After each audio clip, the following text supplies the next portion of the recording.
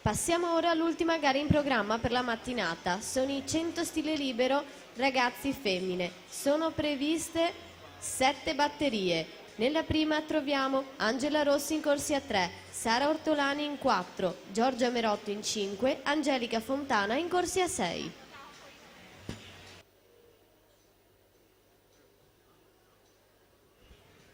In acqua con la seconda ultima batteria Massimiliano Matteazzi in corsia 5 per il De Hacker Team, atleta classe 99, dunque primo anno di categoria cadetti junior. Lo scorso ha preso parte con la nazionale giovanile ai campionati europei di Netanya in Israele. Matteazzi che ha vinto 4 bronzi complessivi tra criteria e categoria nella stagione 2017 nelle gare dei 200 e 400 misti.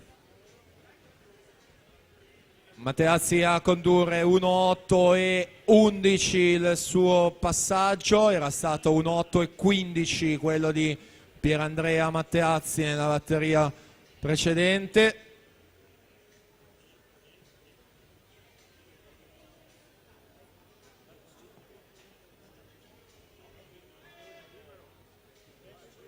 Intanto possiamo dare anche le finaliste per quanto riguarda il settore femminile: Alessia Schiavinato, Brigitta Boifava, Giulia Pegorin, Jennifer Bortuzzo, Monica Pizzol, Sara Minel, Jessica Marraffa, Lucrezia Rossi. Ultimo tempo 2.44 e 00.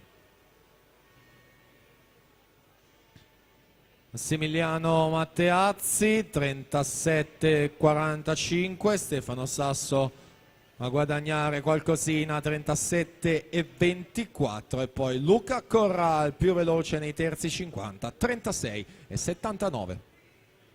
Corral che infatti va ad affiancare i due atleti Sasso e Matteazzi, forse addirittura a scavalcarli negli ultimi metri, 3 atleti davvero molto vicini.